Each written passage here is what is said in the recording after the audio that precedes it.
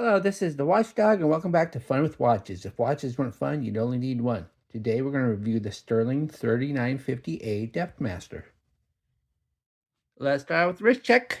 I'm wearing this Lee 6801, and Grogu's wearing my Bim Bomb B0135. I told Grogu that the timepiece gentleman was arrested by the FBI. He said good. He had sent Anthony his Patek Nautilus to sell on consignment, and he never heard back from him. I said, how did you ever get a Nautilus? He said he swiped it off Moff Gideon right before he evaporated into a pile of ashes. Let's take a look at the watch. It says, everyone deserves luxury. Well, as Clint Eastwood said in Unforgiven, deserves got nothing to do with it. But here it is on this nice pillow. Stuhrling does have a nice box. And we have a cleaning cloth. It's not exactly huge, but will do the job. So let's put the box out of the way. It's a big box. And here is the watch. When I first started my channel, I reviewed a few Stuhrling watches I already owned. And in fact, I still use my Stuhrling Pepsi as my video opening. But as my channel continued and it became more and more apparent that no one was going to send me watches to review, I began to focus on the AliExpress world, as I had to keep my prices as low as possible. Not that Stuhrling watches are expensive, they just are a little bit more than what you can get for the same price on AliExpress. So recently I received an email from Stuhrling advertising a pretty good sale, so I decided to add another Stuhrling to this channel. I chose this Quartz Power Depthmaster because I like the blue and orange bezel. Unfortunately, I was sent the all blue one instead. Normally I prefer an all blue watch, but I was really digging the orange Ascension face, so I was a bit disappointed. I made the decision to go ahead and keep the watch rather than send it back. If you don't like the all blue or blue and orange, there are all kinds of different colors and even two-tones or an all black one. Instead of showing you all the different colors, just go to the link in the description.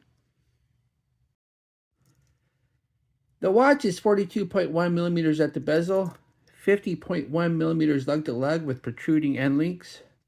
It's 13.2 millimeters thick if you don't count the Cyclops. Has a 20 millimeter lug width, and weighs 151 grams of the supplied bracelet with 2 links removed. The bezel has an aluminum insert and no lume pip. It's 120 click unidirectional. The clicks are good, they're solid, no back play. I like the clicks, they're not too hard, not too soft. So yeah, it's good bezel action, but I just wish there was a lume pip.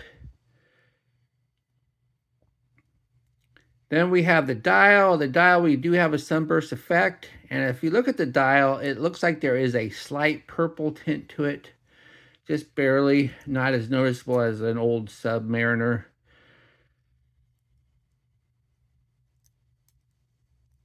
Then we have the Stuhrling name up top, and then it says original underneath. And I'll leave it to you to decide if this is original or not.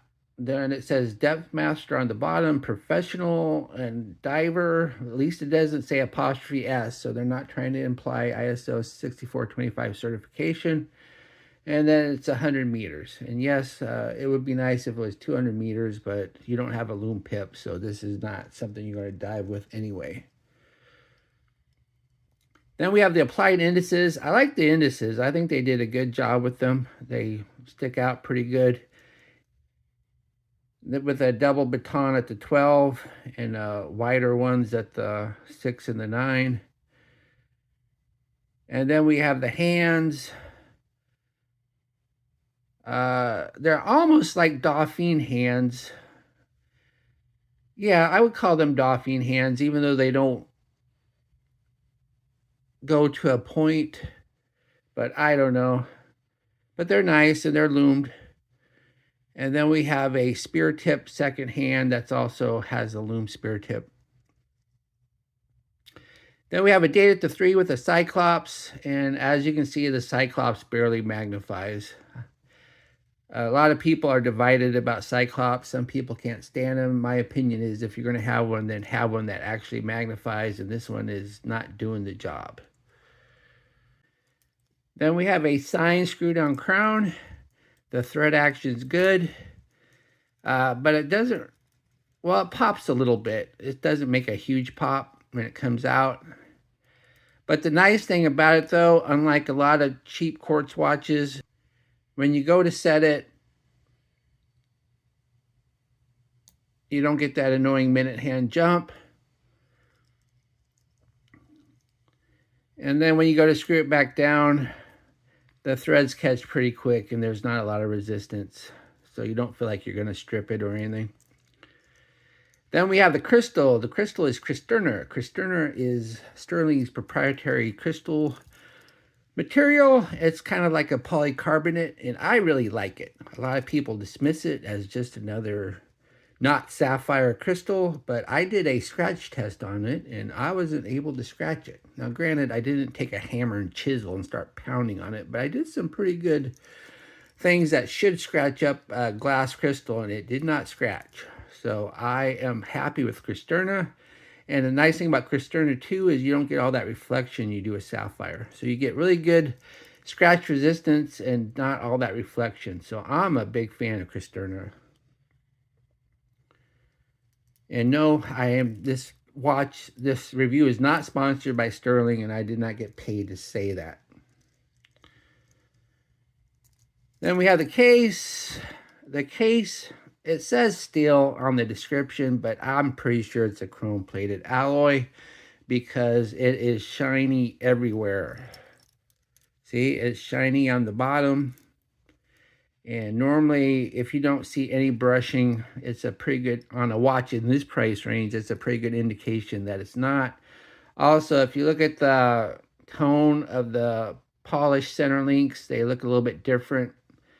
So the center links are steel and the case is not, and you can kind of see a difference. But they say steel, so I'll just leave it up to you to believe if it's steel or not. But anyway, if it is a chrome-plated alloy, it's a very well done chrome-plated alloy. Not all chrome-plated alloys are created equal, and some of them just feel cheap, and this one does not feel cheap. Then we have a screw-down caseback, which contributes to the 100 meters water resistance. And as you can see, we have a submarine on it. This is the same submarine that was on the GMT I reviewed almost over 2 years ago. And it looks like a very similar caseback. It says Stuhrling original there. Then it says water resistant. And then it says Miyota movement.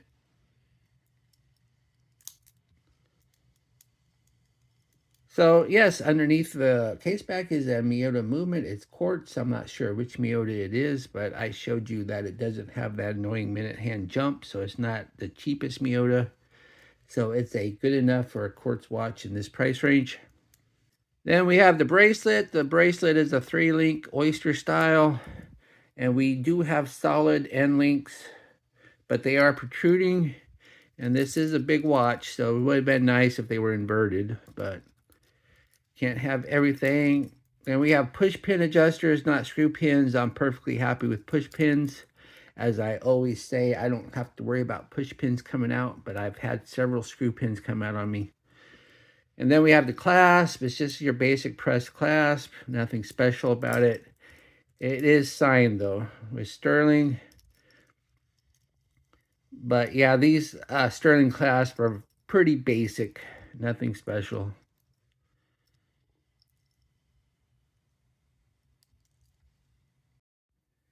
Here is the watch on my 7.5-inch wrist. It looks nice.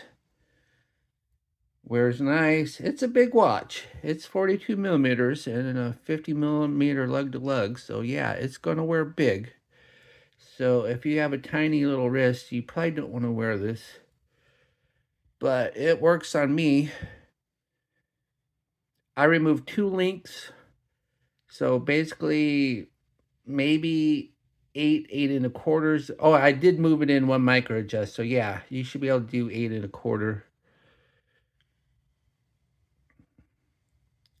But I like it.